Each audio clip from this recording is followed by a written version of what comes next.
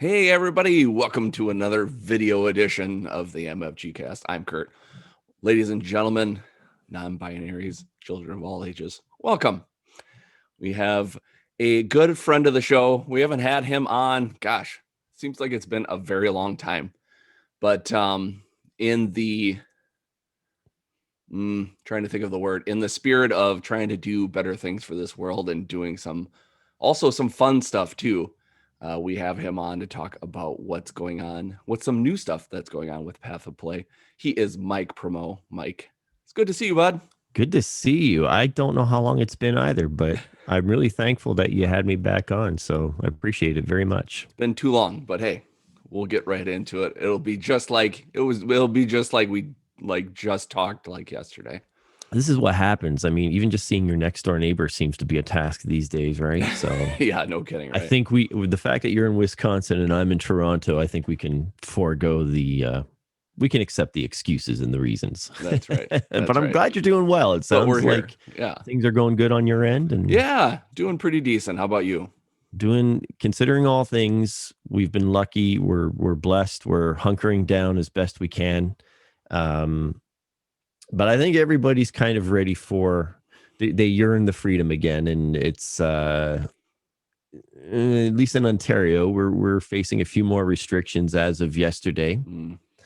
And from strictly from a humanitarian standpoint, I just wish we would have done this in the beginning, and then it would have all been an afterthought today. Mm-hmm. Yeah. So we That's hope for the unfortunate. best. Yeah. Yeah.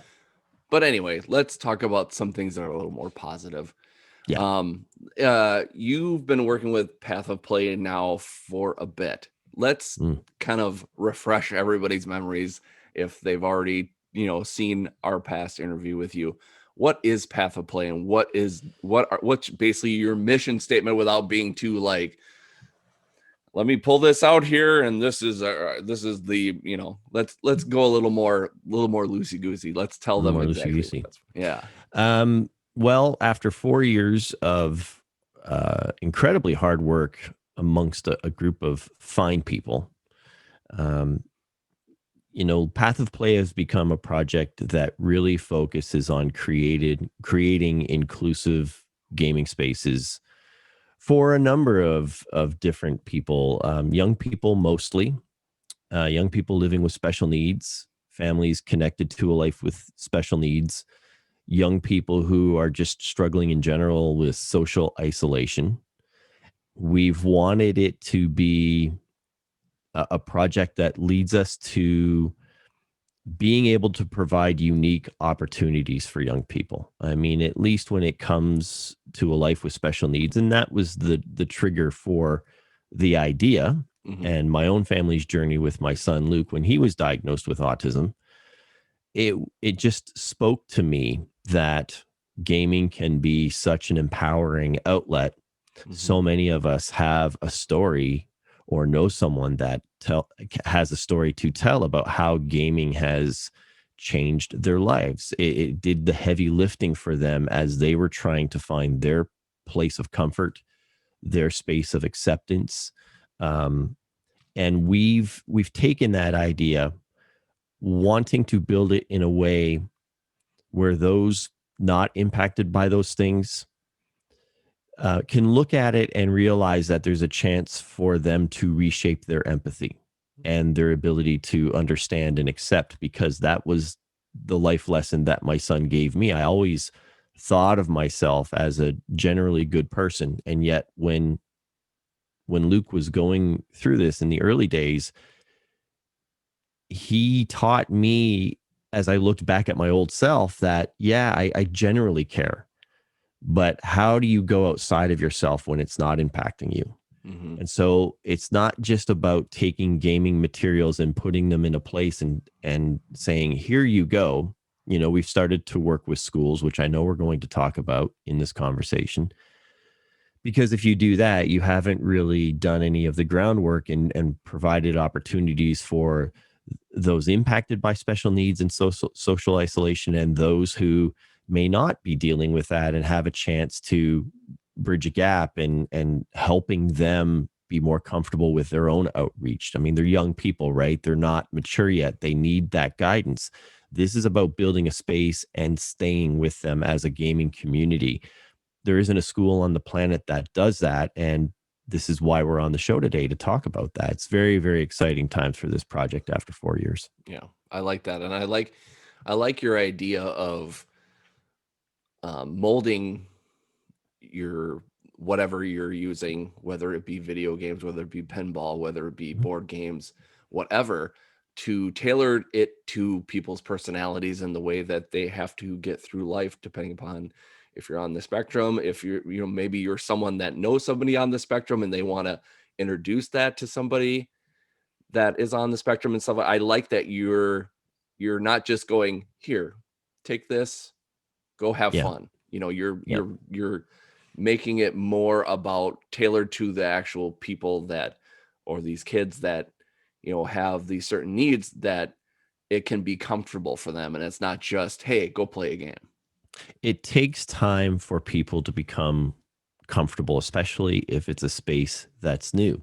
The thing about a school environment is that's not new. That's their everyday life, unless you're starting at a new high school or whatever. But I remember when I was a young person, I was someone who kind of got picked on from time to time, but I kept my head down and just focused on whatever it was that I loved, and I relied on those things to sort of get me through. Mm-hmm. And as I grew up, I, kind of became a little bit more separated from that and figured out my own way to detach and not care and take care of myself. But not everybody can do that. Mm-hmm. um, and the number one thing that, at least as it pertains to special needs, these families just want an opportunity. Opportunity is the key word that centers on this entire project that we're doing right now. And the opportunity is just to help these kids find a place where they feel like they belong. Mm-hmm. Um, but that's for almost all young people. I mean, go and look up the story about Green Day and where they started playing their punk rock gigs. Mm-hmm. And it wasn't a place where, you could have easily associated punk rock with a lot of violence and a lot of crazy stuff happening. But I failed to remember the place in San Francisco that they started playing, but all of those, there were rules in place that everybody was accepted. It didn't matter who you were. It's where you first started to see a lot of the gay punk rockers come out and feel comfortable in who they were and what made up their fabric. And Green Day was a center point of all that, and sharing their music in a way where people could discover themselves, in some cases for the first time. It sounds like a strange comparison, but that's really the heart and matter of what it is that we're trying to do here. Is that I think all people, just in general, especially with what's happening in our world today, we want opportunity. And if you have opportunity, you're going to live a better life. Mm-hmm. Yeah, exactly. Yeah, I like that comparison. I feel like, especially right now, and even though there's a lot of negativity that's going on, I feel like there is a big push right now for people to push for that inclusivity, Mhm. and, like, it doesn't matter your race, it doesn't matter your sexual preference. Like, we're all here to play. We're all Yeah. here to have fun. Mhm. Let's do it together, and let's accept everybody for who they are. There's two things that you've made me think of when you say that. The first is, do people really understand what inclusion is? And that's a challenging question, right? That kind of goes back to going outside of yourself. And I'll give you a perfect example. I talked with someone who helps. They're a manager for a very popular organization, and I can't say who they are, Mhm. but they are very much immersed in programs that promote play. And what she said to me was, inclusion has become such a buzzword in the last year or two. As an organization, we're using it all the time. And then we hear about a project like the one your community is trying to build up, and we realize that we're not encompassing all aspects of play, and we're not executing it the way that we need to. And it, looking at your program has made us ask questions about whether or not we really understand inclusion. And when she watched one of the many videos that we've made about Path of Play, the thing that really stood out to her was how I talked about what my son taught me about empathy, and the need to reshape that. Just because you don't, cock someone in the head, out of the blue on the street for no good reason, doesn't mean that you really understand what it means to be inclusive. Mm-hmm. And so that's one part of it. The other part of it is something I completely forget now, but but that is really the heart of the conversation, is that we can say inclusion, but are we really creating those inclusive spaces? And Mm-hmm. there's still, I haven't completely figured it out, for myself. Like, we have far too many Aboriginal communities in Canada that don't even have clean water. That's not necessarily an argument for inclusion, I guess, except to say everybody should have clean water. Mm-hmm. But somebody put it very succinctly the other day, and I think it went something like this: if we were grading ourselves as a society who takes care of the most vulnerable first, we as a society would get an atrociously failing grade. Mm-hmm. That's the center point. And so now you have all of these different silos. The Black and African American communities, the Aboriginal communities, the special needs community, which, by the way, is not identified by color. Mm-hmm. So everybody has their own storm that they're trying to weather right now. COVID's not helping. The need to have a healthy economy is not helping. And here was the other thing I was going to say. We are spending a lot of time on social media right now trying to change systems, which we need to do. And there's a lot of powerful people that need to be part of that equation to do that. So to me personally, I feel very limited in what I can do. And it's not enough for me to put Black Lives Matter on my Facebook page. I don't feel like I'm doing anything. I feel like I'm saying something, but I don't feel like I'm doing anything. Mm-hmm. And I think in order for us to feel like we're really doing something, the best way is to plant seeds with the young generation. Mm-hmm. It takes longer to solve challenges, but when you do that, these kids are so innocent and free from all the things that shackle us, that by planting seeds with almost anything, in our case, it's games, you can address a lot of problems long term. Mm-hmm. Doesn't matter if it's whatever the struggle or the challenge is. When you're creating that real space of inclusion with young people, you're inspiring them, you're the example, and they become that long term. So if you really want this world to be a better place, it's not flicking the switch with a system. And who's going to flick that switch anyway? When we lost 5,000 people at 9/11. Look at how the country's united. Even, the plane that landed in Newfoundland and Canada was a part of all that. You could feel the unification. We've lost hundreds of thousands of people more during COVID. This is a humanitarian point, not a political point. And look how divided we've become. Mm-hmm. How are you going to fix that on social media? How are you going to get everyone to flick the switch together and unite and change that system? I don't know how you do that other than to be in power. And that's not my fight. My fight and my desire is to connect with young people, plant those seeds, and reap the benefits of that long term. And we don't generally have the patience for that anymore, unfortunately. Mm-hmm.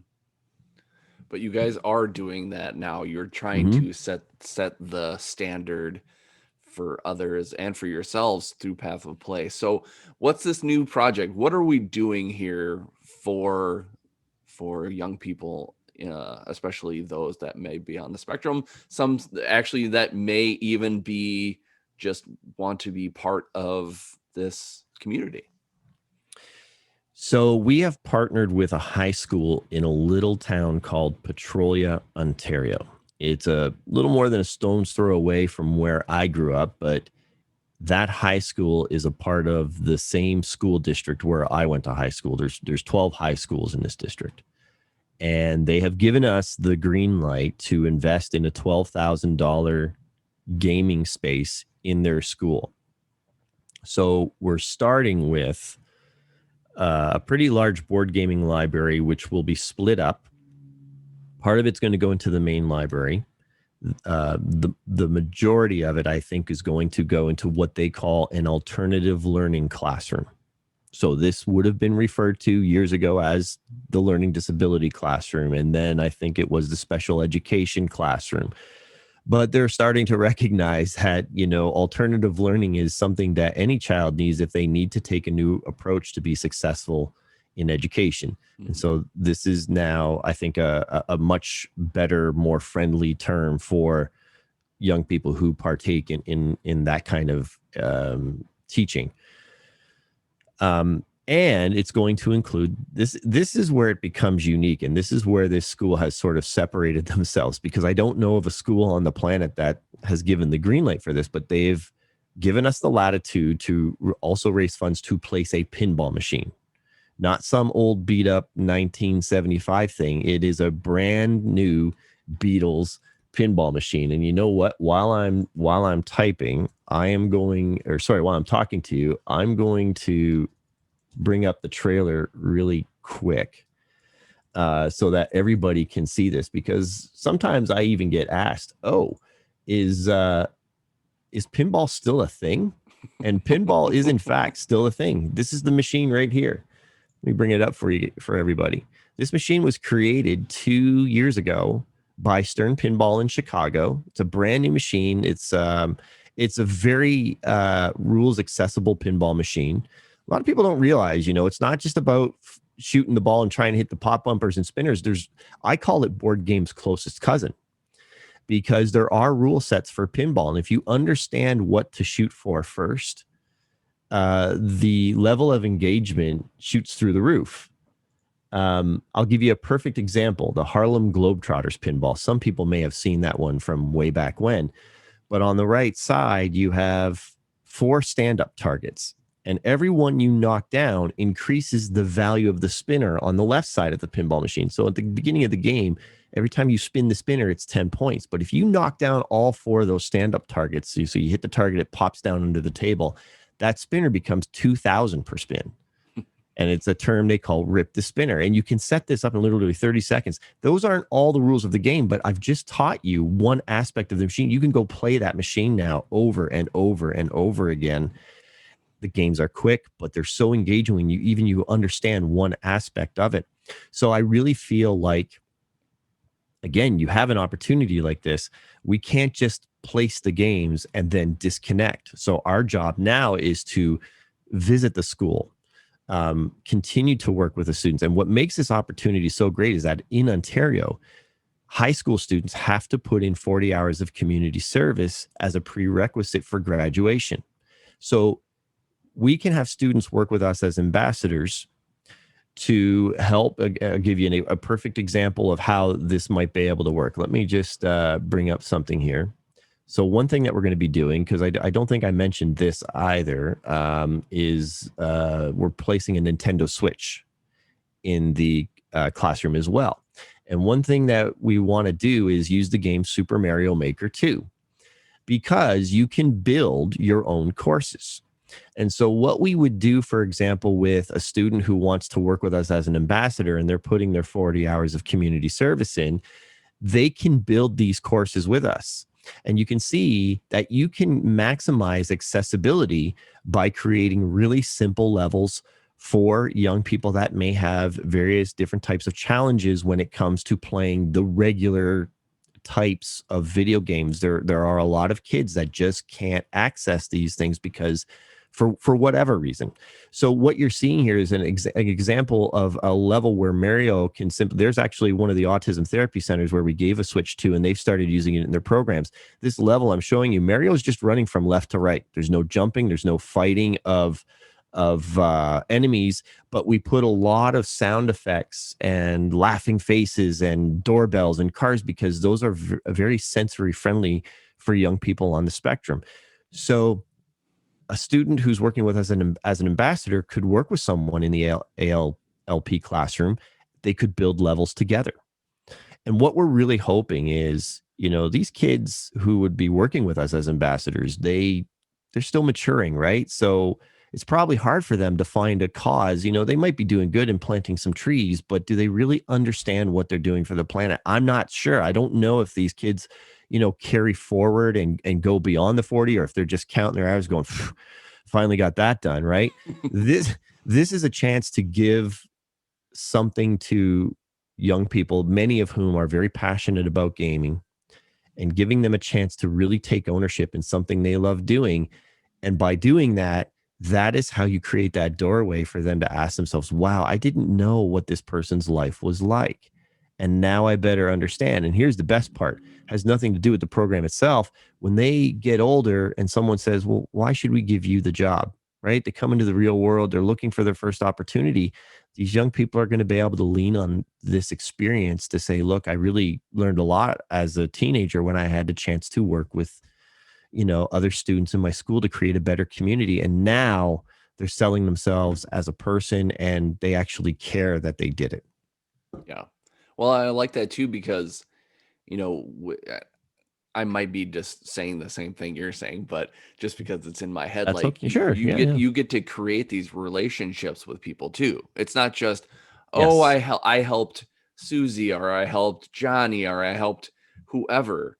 It'll be Right. one of those things that, and I always love the idea of like, even like, 10 years from now, someone's like, oh, I remember when I used to help this person out and they were so much fun. And like, and they might have had so and so that they had that was, something I needed to help with, but it was just such a great experience. And it's a, like you said, it's not just, okay, when is my time up, where Yeah. I could even say from my experiences in school is like, okay, when is 3 o'clock, can I just be done now? you know Yep. there's Still say those, that. yeah, exactly, there's those experiences. And I've even seen it with Logan, like you see some of these outside experiences that these schools take, that they're like, what, we need to make sure that we realize that, oops, sorry, this teacher isn't just someone that just blah blah blah, this is what's going on with this curriculum, Mhm. blah blah blah, this person is not just someone who sits next to you in math class. Like, Right. Yeah. it creates more of an experience and a long lasting, um uh it shapes who you are. Mhm. And I like that you're doing that. You're giving not just the people that maybe need that help to fit into this spot and to have the fun that they have, but the people that are helping out too, that might actually enrich their lives more also. It's a connectivity that's ongoing. And what these kids don't realize is that everyone in their school, they are their second family, whether they know it or not. And if they Hmm. don't believe me, it's no accident that the vice principal at this high school is someone that I've known since I was 5 years old. He swam in my swimming pool. We grew up in the same subdivision. You find your way back to the people that you meet. Case in point, this is the video from the very first family gaming event we ever had. This was 6 months after Lukey was diagnosed. I got the idea. Jersey Jack Pinball and Nitro Pinball sent us 3 brand new $10,000 pinball machines to run these gaming events every day in our house. And it wasn't just for families that living with special needs. It was for anybody who wanted to come. And we would end up with 20, 30 people at our house once a month. We did this for 2 years. And then all of a sudden, we started seeing the same people come back, and friendships were being built. And it wasn't just the families living with special needs. It said so much about, my favorite hug of all time. It said so much about what the world of play can do. And at the end of every family gaming event, these are the kind of pictures that we get to take. The volunteers come back. You can look in that picture. You don't know who's living with special needs and who's not. It's just people being empowered by gaming, where gaming, it does the heavy lifting. And it opens a door for us to find our common ground rather than our differences. And this has been going on for 4 years now. I mean, Microsoft came forward and they started hosting us once a month at the Yorkdale Mall in Toronto. So we knew that this was going to be more than just a blip on the radar. And before I knew it, I had the opportunity to start visiting schools and start talking to young kids. And, you make these relationships, they start finding a way that they connect, they put their phone down. There's part of the gaming library that you can see some really great games in there. You got Ghost Blitz, you've got Code Names, you've got Pandemic for some of the older kids, the Ink and Gold. What a great game. In the front right there, Mysterious Forest. What a wonderful cooperative game. Little Jonah's in his treehouse and he's found this picture he can go through, and you've got to put items in your backpack and fight the Queen of Draconia. I mean, you're creating a story where the only thing wrong with Mysterious Forest is that I would have liked to have seen a Jill character in there too, but that's another conversation. But the point being is that a lot of these schools, these families, these kids, they have no idea these games even exist, right? And that alone is an opportunity in itself. So I really feel like we got to get this right. It's been 4 years that we've wanted to do this, something like this. And this school has given us the latitude that we've been waiting for, where we can paint on a canvas and create the kind of thing that allows them to become an example. They will set a bar in such a way that the dominoes will fall. And the 11 other high schools will look at that and say, we need to do that too. And then maybe one day we get to start having conversations with other school districts or other states and provinces that don't have this 40-hour program. They're still painting a tree on their wall, and the kids are dipping their hand in paint and making leaves with the title Growing Together. It doesn't do anything. That doesn't work anymore. And the only way that we're going to create more opportunity for these young people for real, with real inclusive spaces, is to be there with them, hold the hand, guide them, and then give them ownership. Let them come up with their own gaming labs. Let them write about their experiences. They have a very important message to send to the world, and we need to give them a spark plug to do it. I hope that this is the project. Yep, I agree. So how do we help out in for Path of Play? How do we give our time, our energy, possibly some income to help out Path of Play? Well, with everything going on right now, we know very well that this has to be a methodical approach. This can't be treated like it's an 11th hour thing, because, as we said at the beginning of this conversation, everybody's weathering a different storm right now, and we recognize that. But the great thing is that we've got time. So purely from a sentimental perspective or a morale angle of all of this, the number one thing you can do is join our Facebook group, which is facebook.com/groups/path of play. And you're going to see an abundance of information, valuable updates about what we're doing. And we live stream. So I stream a very unique version of Code Names. I broadcast a unique gaming experience for the game Blank Slate. So what I've done is I've created, in the case of Blank Slate, for example, I've created these graphics, basically everything that comes in the game, but I work in After Effects, and I institute the graphics that I create and sort of make it a game show feel. So anybody who's playing, they're just accessing a spreadsheet. In the case of Blank Slate, you might get blank house.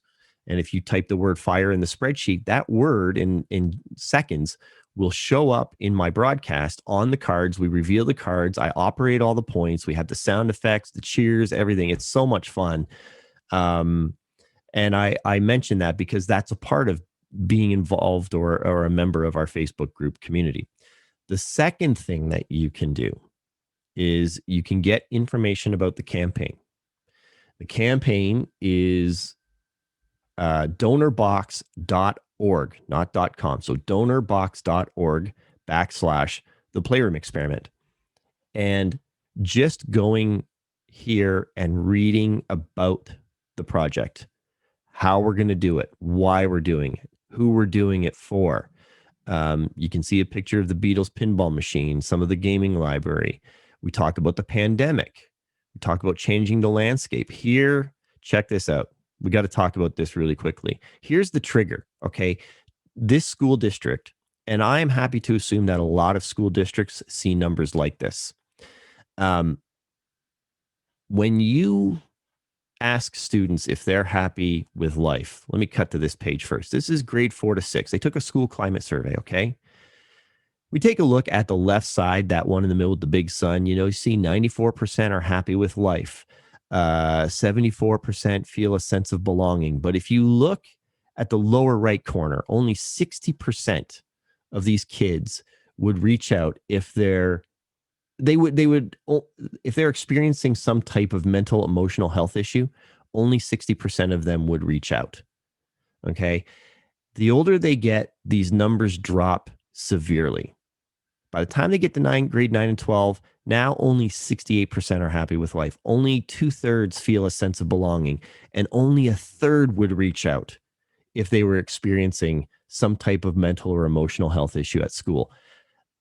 That says to me that young people are afraid to talk to someone because they fear the outcome of the response from their peers. That's a problem. That's the thing we have to change. Now, I understand that gaming doesn't solve all problems, but when you use it to do the heavy lifting, as we've talked about, that can slowly start to change. It's all about creating a space where young people feel empowered and comfortable about identifying with themselves of who they are as a person. Okay. And so this campaign explains everything, how we get it done, why it is that we want to build it, sustain it, grow it, and pay it forward. If someone is in the position to help us, it basically works like this. You can make a one-time donation. You can be a monthly supporter. You can be an annual supporter. The powerful thing about one-time support at this current point in time is that our immediate goal in April of 2021 is to raise $2,000 so that we can make our first initial investment for the pinball machine. Our good friend Jerry Power at Player One Amusements is holding the only Beatles pinball machine left in Canada. It's sitting in Montreal right now, and it's on hold for us for the rest of the month. So he's done that for us. We've already raised close to $1,100, and we're only in our first week. So I really want to thank everybody who stepped up. What makes the monthly support so important, and you can see it's basically a Twitch model here, Kurt. You can do it for as little as $5 Canadian a month, which is, I think it's about $4 and something in US funds. And what makes that such an important fundraising model is that because we don't want this to be the first project, we can continue to grow this project, put more resources into this program. But as we reach out to other schools, we can continue to build more of them. I also want to build a public space, a community space that students can use and go to, that senior homes can use and go to, that autism therapy centers can use and go to. Picture a Dave and Buster's. Imagine a Dave and Buster's type space, maybe not as large, but a place that people can go to that doesn't cost them anything. And these kids that have to put in their 40 hours of community service can use that space just in case there's too much red tape with a school district. We're just going to go around them and live by our own rules. So these are other long-term goals. So we've been able to determine that if we can get our first long-term goal of 635 monthly donors, we can build a community space every single year. That's long-term. That's not immediate. But we're just building this up. And if someone looks at this and says, yeah, this is going to make a difference, and they can even help with, a small one-time donation or a small monthly commitment, it's going to make a world of difference. Absolutely going to make a world of difference. And they will always be able to see transparency. They will always be kept up to date by staying connected with the Facebook page that we have. We're probably going to have to roll out on Instagram too, but I refuse to get on Twitter. I just can't. I can't handle it. So that, I think that gives everybody enough insight as to, how to access it and better understand it and what we want to do. That's great. I love it. I love to see that you're trying and to you're a create this supporter. space. You've supported it. So thank you. No, I'm not. This is not about me, but you're welcome. No, but I have to say thank you. You're leading by example. You're leading by example. Yeah. It makes me think of when Logan struggled when he was a kid, how much help we got, and I want to pay that forward to anybody else that needs it. So. And how old is Logan now? Logan is going to be 11, and he is about the size of a small truck. Good appetite. Yeah, I don't know, he's great. Has he found like the things he really wants to hone in on now? He really has. He really has. It's fun, and he's also discovering new things too, which is great. It's just right now. He's going to an art class, and he's very artistic. He is hard on himself. He thinks he's a terrible artist, which he is not. He's actually very good. But it's one of those things. I think as you are a young kid, you think, well, if I can't do it like this, like my art teacher does it, or if I can't do it like what I see on YouTube, then it's not any good. And it's like, no, everybody's unique in their own way that they do things, and everything is beautiful. It's just, I don't know. I try to get him to not be as hard on himself as he is sometimes. It sometimes it can go with the territory. My son's kind of the same way. If he, has a shortcoming, it's very easy for him to make that the highlight of the experience, and you just have to encourage them. That I think with Luke, it's the power of association. It's something as simple as if he's in the bathroom in the basement and he sees a spider web, he can never go in there again because the spider web will always be there. And in my case, what I have to teach Luke is that, that the outcome can be very different every single time. Exactly. And that embracing challenge and those shortcomings, which I'm sure you already do with Logan, is the opportunity to improve. And if you did everything perfectly, life would be extremely boring and unsatisfying, right? Yeah, exactly. That's what we tell Logan all the time. We're like, if all of us were the same, then none of us would be different. So what kind of fun would we have there? Exactly. Well, at some point we're going to be launching our website. I really want to do a podcast called The Playroom Experiment. We'd love to get you back on to talk about Logan as well and your own story and the MFG cast. And it's a work in progress, but I envision it being sort of like a Time magazine of sorts. So, it's not just about the charity. It's about the playroom experiment is very metaphorical, right? It reminds me of when I was a kid and parents would say, go to the playroom. And I want to know from people what that playroom looks like in their mind. Have they lost that connection? Are they looking to reconnect? Have they always had it? Play comes in so many different forms, right? So it's more about, I could be talking to a pinball person, an RPG person. I might talk about the Tina Turner documentary. That's what I mean by the Time magazine. It's not, it's about hobbies, but it's not. It's really about the life stories driven by the hobbies we love. And there's a tremendous amount of life lessons that come out of something like that. I don't think there's really anything out there like that. It's usually, here's our board game podcast or here's our pinball podcast. And we have enough great people like yourself fulfilling that content. So I've been taking my time. I'll roll it out when I'm ready. And when I do, I'll be calling you, son. Hey, I'm here. All right. The bad phone is ready. Yeah, there you go. All right. Well, thank you to Mike. It's always good talking to you. Thank you. Everything you've seen and heard here, make sure you go to Path of Play. Make sure anything you can do is appreciated. So please help out where you can. Thanks for your time. Thank you to Mike's time. And yeah, that's all I have. Yep. If you like this, again, we'll have all the information in the show notes. So look at the bottom of the YouTube of this video. Yeah. And until next time, I'm Kurt. Thanks for watching. Take care, everybody.